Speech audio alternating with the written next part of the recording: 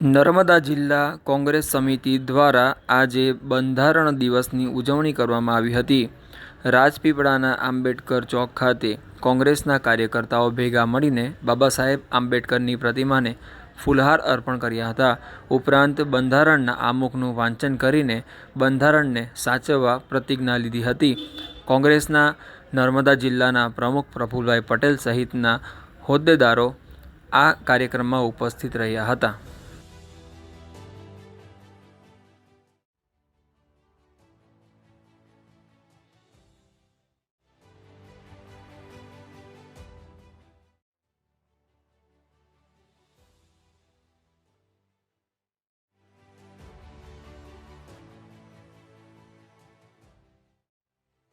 भारत ने एक सार्वभौम समाजवादी बिन सांप्रदायिक लोकतंत्रात्मक प्रजासत्ताक तरीके स्थापित करवानो तथा तेना सर्व नागरिकोने सामाजिक आर्थिक और राजकीय न्याय विचार अभिव्यक्ति मान्यता धर्म और उपासनानी स्वतंत्रता दरजा और तकनी समानता प्राप्त थाय तेम करवानो अने तेने एवो सर्वमां व्यक्तिનું ગૌરવ અને રાષ્ટ્રની એકતા અને અખંડતા સુદૃઢ કરે એવી બંધુતા વિકસાવવાનો ગંભીરતાપૂર્વક સંકલ્પ કરીએ છીએ.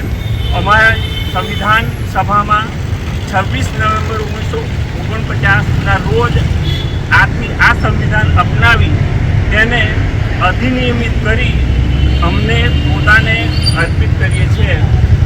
નર્મદા જિલ્લા કોંગ્રેસ સમિતિ બંધારણ દિવસ ભારતનું संविधान आमुख के जेनी अंदर तमाम धर्म ज्ञाति समाज तमाम ने सर्व अधिकार आपवामां आवेला छे अने एनी प्रतिज्ञा लई अने बंधारण दिवस जे छे 26 नवेम्बर एनी अमे नर्मदा जिल्ला कोंग्रेस समिति द्वारा उजवणी करी रह्या छे अने शुभ संदेशो आपी रह्या छे अने साथे साथे डॉक्टर बाबा साहेब आंबेडकर जे छे एमने अमे श्रद्धांजलि पण अर्पित करी रह्या छे अने आखी बंधारण समिति जे छे ए बंधारण समितिने पण अमे श्रद्धांजलि आपीए छे.